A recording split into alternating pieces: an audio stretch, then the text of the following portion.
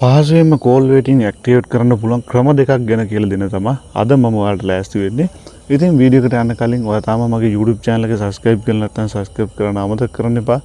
මේ වගේ වැදගත් වීඩියෝ තව කෙනෙකුට බලන්න share කරන්නත් අමතක කරන්න එපා. අපි බලමු කොහොමද මේ වැඩේ කරන්නේ කියලා. ඔයා මුලින්ම යන්න මේ විදිහට ඔයාගේ කෝල් ගන්න app එකට. හරි. දැන් මම මෙතනින් පළවෙනි ක්‍රමය කියලා දෙන්නම් කොහොමද කෝල් වේටින් ඇක්ටිවේට් කරගන්න. මෙන්න මේ දකුණු පැත්තේ කෙළවරේ උඩින් තියෙන dot තුනට යන්න. ඊට පස්සේ මෙන්න මේ settings කියන එකට යන්න.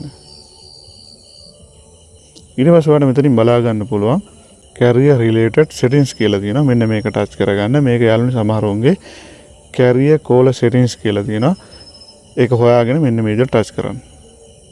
ඊට පස්සේ ඔයාලට බලා ගන්න පුළුවන් මෙන්න මෙතනින් තියෙනවා call waiting කියලා මෙන්න මේක ටච් කරන්න. මෙන්න මේ විදිහට මගේ SIM දෙක පෙන්නනවා යාළුවනේ. මෙතනින් මගේ පළවෙනි SIM එකට මම call waiting activate කරලා තින්නේ. මෙතන මේ දෙවෙනි SIM එකේ මෙන්න මේ ටික් එක මේ විදිහට on කරගන්න. ඔයාට අවශ්‍ය SIM එකේ හෝ SIM දෙකේ මේ ඇක්ටිවේට් කරනකොට මේ විදිහට ටික් එක දාගන්න. හරි. ඔන්න ඔය විදිහට යාළුවනේ මගේ ෆෝන් එකේ call waiting ඇක්ටිවේට් වුණා මගේ දෙවෙනි SIM එකට.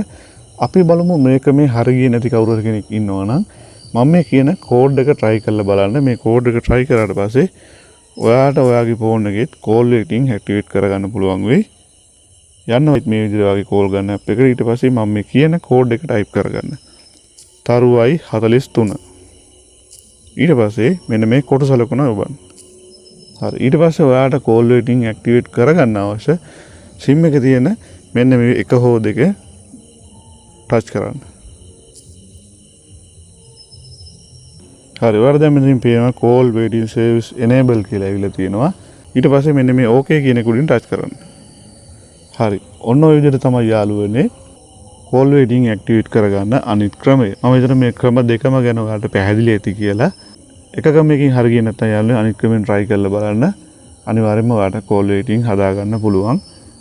අදම try කරලා බලන්න. හොඳයි එහෙනම් යාළුවනේ අදට මම ඔයාලගෙන් සමු ගන්නවා. වීඩියෝ එක හොඳයි කියලා හිතෙනවා නම් like කරන්න, share කරන්නත් අමතක කරන්න එපා. මොනවා හරි ගැටලුවක් තියෙනවා නම් comment කරන්න. තවත් මේ වගේ වැදගත් වීඩියෝ එකකින් හමු වෙනතුරු ඔයාලා හැමෝටම සුබ දවසක්.